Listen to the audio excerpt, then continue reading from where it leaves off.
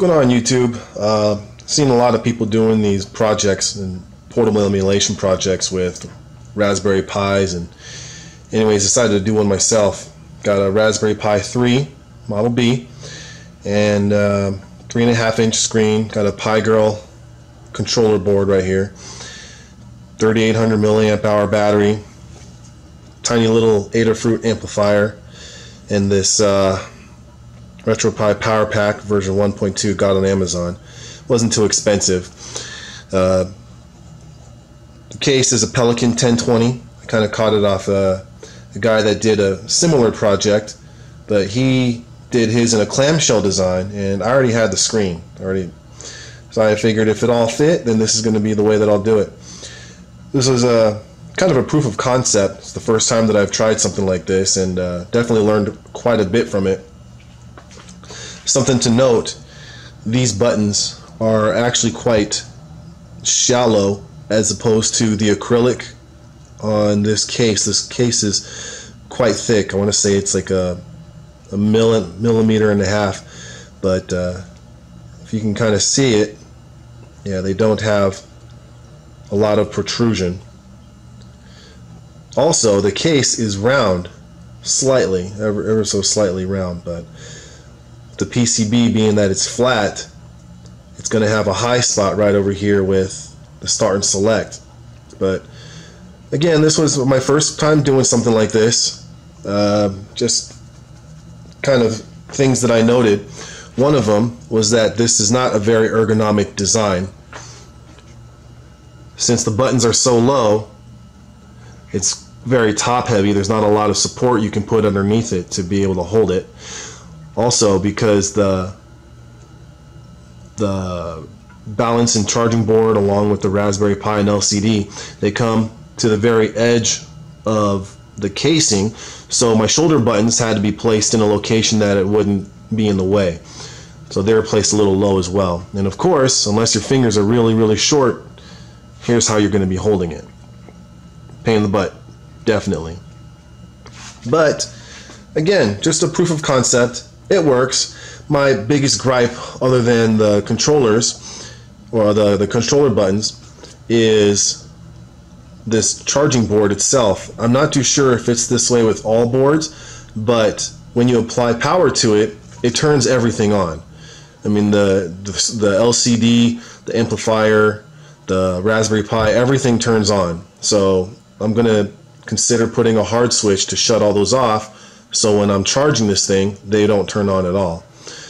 On the bottom I have my switch to turn the power board on. This side is kind of a pain in the butt, but this is where the micro SD card is. You got to use a pair of tweezers to be able to remove and reinsert the SD card. Back side right here, okay, is the charging port. Then here I have the right shoulder button, the left shoulder button. Other than that, I mean, this was a really fun project to build. I had to reinstall, or I had to uninstall the latest image of RPi, which is, I think, is 4.4, because I thought I was having an issue with my shoulder buttons, which really the problem was the way that the little bumper connectors are right here for the soldering tabs. I thought they were left positive minus, right positive minus, or something to that effect. Anyways, I had to resolder it all. But yeah, again, it was quite neat. Here, let me turn it on for you guys. So right out of the box, the Raspberry Pi had the image upside down. So that was a learning curve for me. I had to find out how to get into config.txt and change that around. So I did LCD_display equals 2, so it rotated it the correct way. It is connected via HDMI, and the volume, from what I understand, is always set to 77%. Got to manually go in and set it to 100. But I mean, everything functions really good.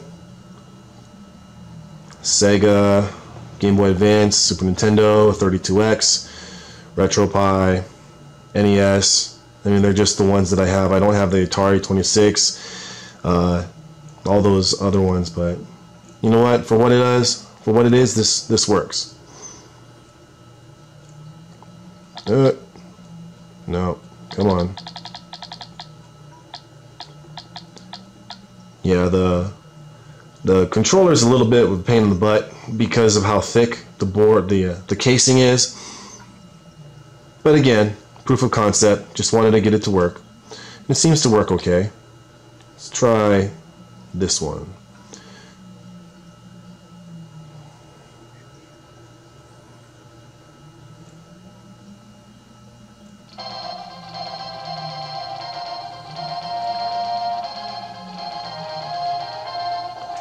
Donkey Kong Country 2, Diddy's Kong Quest.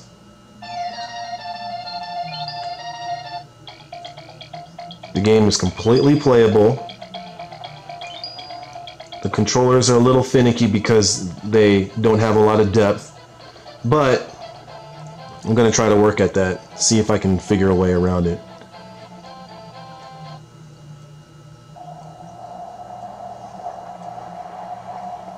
Yeah.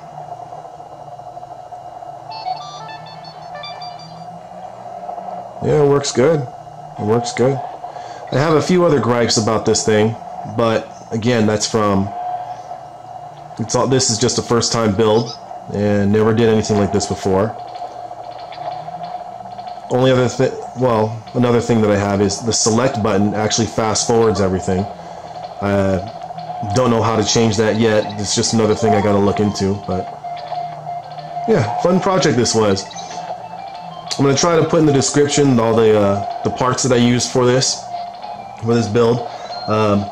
Some of it was store-bought, some of it was from Amazon, some of it was from eBay. I'm going to try to do Amazon links for most of this kind of stuff.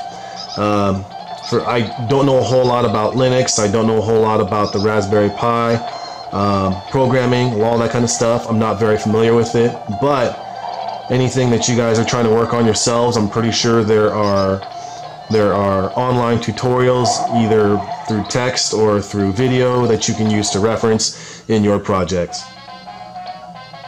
In the meantime, if you guys like the video, thumbs up. I don't care if you want to subscribe or not. I'm just uploading this video for the hell of it. And leave your comments below. If you guys have any suggestions, feel free to leave them down there. I do go through my comments. Just constructive criticism is always helpful. So yeah, meantime, you guys take care.